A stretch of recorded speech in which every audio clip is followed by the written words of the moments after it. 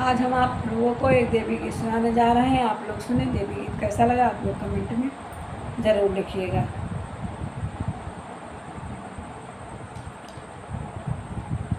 चलिए सुनाती हूँ, आप लोग सुनिए।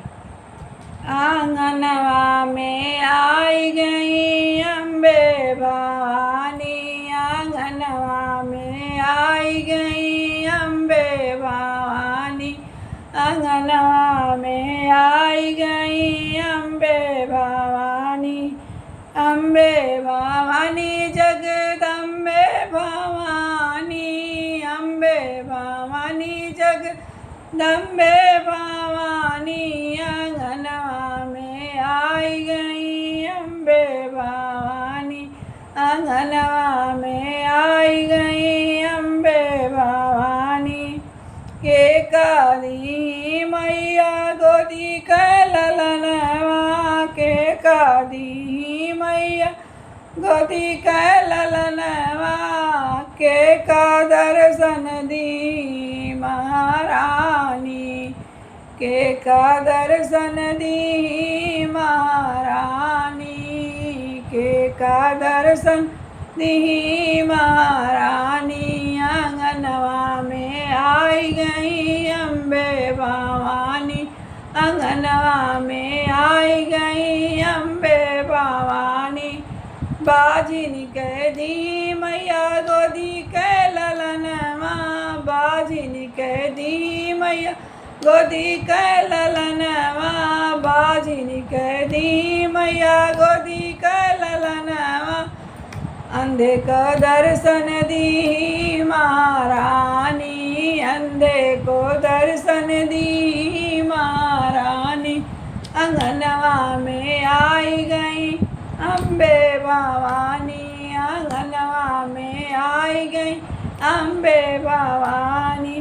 के का दी मैया अनधन सोनवा, के का दी मैया अनधन सोनवा, के का सुंदर की महारानी, के का सुंदर की महारानी, आंगनवा में आई गई अम्बे भवानी, आंगनवा में आई गई अम्बे भवानी।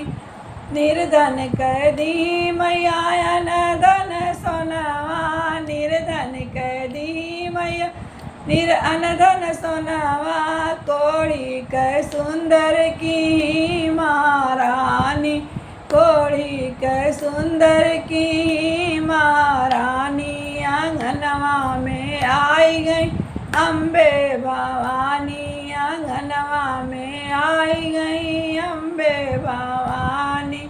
के का दी मैया मांग कैसे दुरवा, के का दी मैया मांग कैसे दुरवा, के का बुद्धि दी महारानी, के का बुद्धि दी महारानी, आंगनवा में आई गई अम्बे भवानी, आंगनवा में आई गई अम्बे भवानी।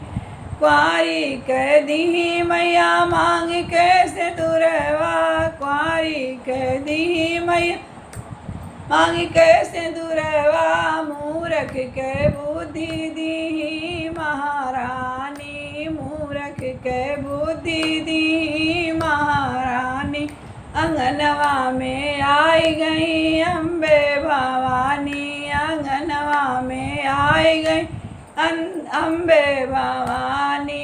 के का दी मैया हाथ और गोड़वा, के का दी मैया हाथ और पैरवा, के का विद्या दी महारानी, के का बाणी दी महारानी, आंगनवा में आई गई अम्बे भवानी, आंगनवा में आई गई अम्बे भवानी।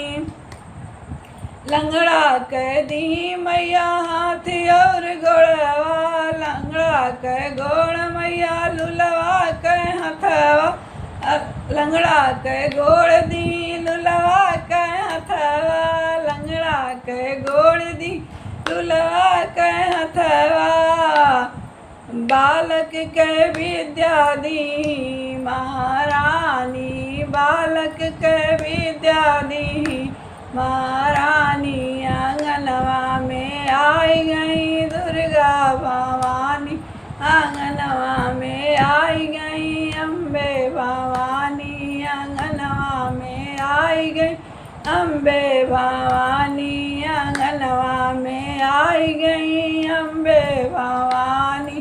बोलो जगदम्बा मातु की जय।